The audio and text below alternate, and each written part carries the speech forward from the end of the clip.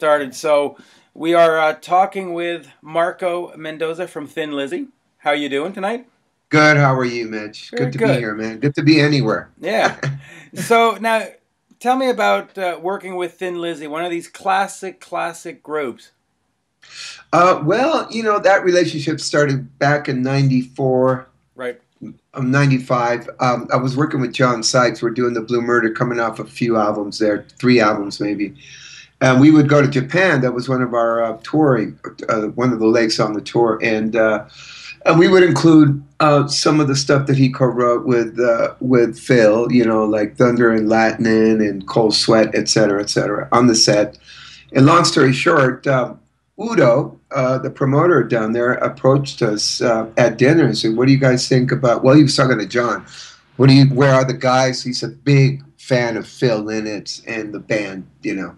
What's been going on? Have you been updated? I says, yeah. He says, John says, we talk, we stay in touch.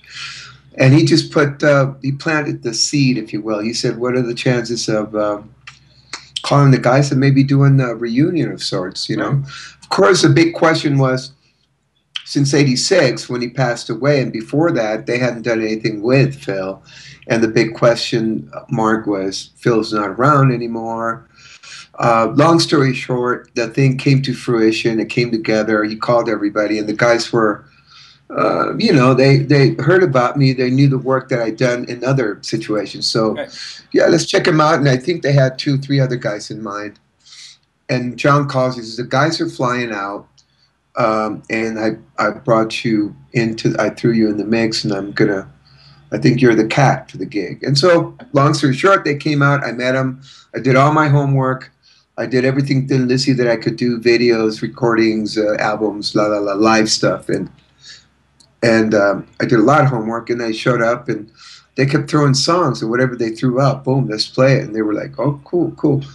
We hit it off. Personalities were cool. They showed interest in the fact that I was professional. I showed up on time. I did my homework. I had a great time. I love what I do. Still. I'm still a fan of music, and Yeah. I think that reflected. And the vibe was there, and boom, there you go. So we go to Japan and do a tour there that was a sellout. I think we did 8 shows, and the press and the mags just got a hold of it, and the snowball thing, and one thing turns into another, and then before you know it, we're doing some more stuff. There's a live album out there that I don't know if I even have a copy of it, but I should try and get a copy because it was brilliant, man. It was Brian Downey on drums, Brian Downey on keyboards, Scott Gorham on guitars, of course, and singing, and myself. And it was very cool, man. It was a blast. We did a 2 hour show or something like that. It was a pretty extensive set, Wow. and it was nice. 2 hours. So that was my relationship with them, and we all hit it off. And then we got invited in '96 to do the Vibe for Phil in Dublin, and so we flew out and did that. And then a few other gigs came up, and the usual. People dig it; they want to hear the music.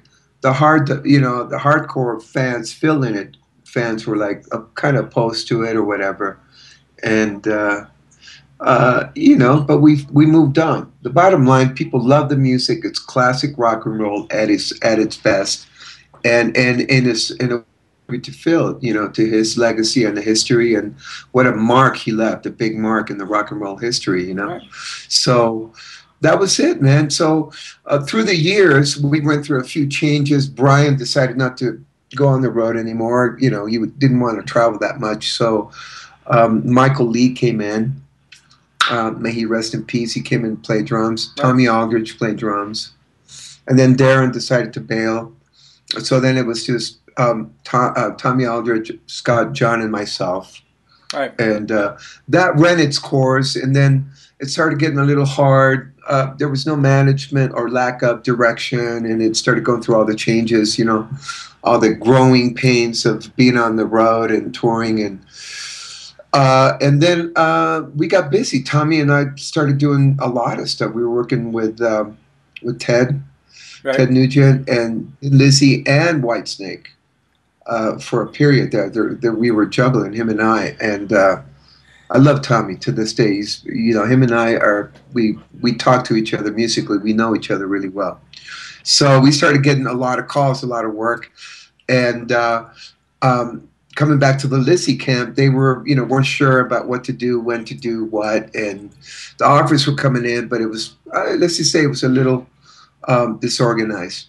You Right. got to have the point people, man, management, kind of, you know, pointing the direction and manning the ship, if you will, you know.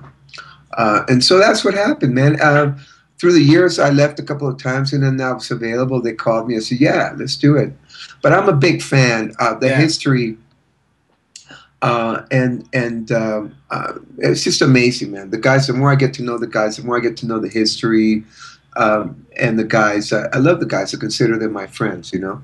And you're And doing. so, I'm sorry. I was gonna say you're doing the tour with Judas Priest. I mean, it's you've got a more classic rock sound going out with a more heavy metal sound. How's that going, or how's that going to be? Yeah, yeah, that was a big question mark as well.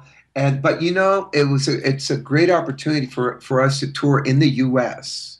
to get Yeah. some, you know, to get on the radar again, if you will, because the last time I think it was a Deep Purple run, and I can't Mm-hmm. remember how long. That was it's been a long time. Satriani, Deep Purple, then Lizzie, and long story short, when the offers started coming in, there's a lot of mutual respect there, you know, from the with the camps, Yeah. and it's a great opportunity. To be honest, yeah, the demographic might be a little different and all that, but the bottom line, rock and roll fans are rock and roll fans, whatever label you want to give it to it, you know, and we are putting on a good show. We got Ricky Warwick, just amazing. I couldn't think of anybody better fronting this thing. He's got it in his DNA, you know. He Yeah. lived it, he experienced it. He's a big fan himself. He's passionate about it, and he's a great front man, a great singer, and a great entertainer. You know what I'm saying?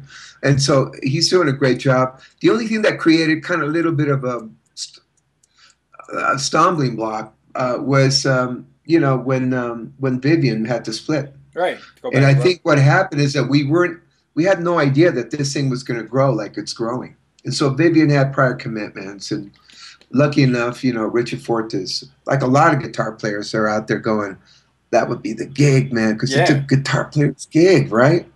Classic riffs, man. And this lineup, of course, having Brian at the drums, kicking hard, and Darren, man, you know, and Scott, the yeah, the original Cats, and I try to do my best. I love what I do on stage too, and I do my homework, Yeah.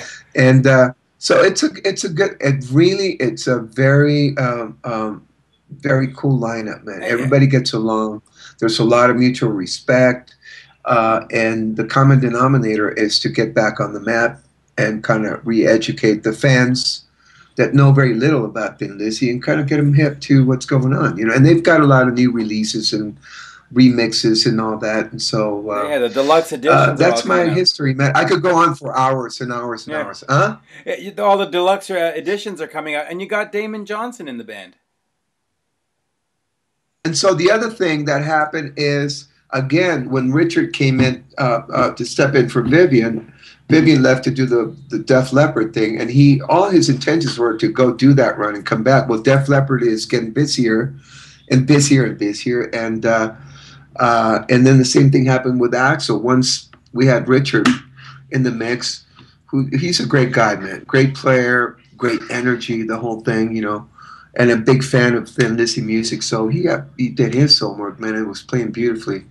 Both Vivian and Richard, I mean, the cream of the crop, man. Come on, Absolutely. and now Damon Johnson, who I know personally from way back from Ted Nugent, and and he's also a fan. And we came across him in Europe when he was doing Thin Lizzy. I mean, when he was doing Alice Cooper, and so we started talking, you know. And by then, the info was out that Richard might be splitting to do the Guns and GNR thing. Right. So we started talking. We all started talking, and just came in, and he's kicking hard, man, doing a great job. Very smooth transition, man. I think we did one full rehearsal. a day and a half, and then boom, first show, and it's very smooth. And he's very much a pro. He's a great guy. He sings great too. He looks great, great performer. He's got the whole package. Guys like that, that's why they work. It's simple, man. You Yeah. know, it's And, not it's not hard to understand why. You know. and he's got that classic rock style in him. I mean, he's been doing Alice Cooper for so long, and Yeah, yeah, and he's the ultimate pro, man, and he takes pride in what he does. You know, like we all do. You know, yeah, absolutely. and so now, most recently, like in the past couple of days, there's another situation cooking, which is not official. You might have spoken to Ace, Right. but we'll let everybody know what's going on. We might get extended for another week with another camp because they really want it. So it'll be great, man, if it happens.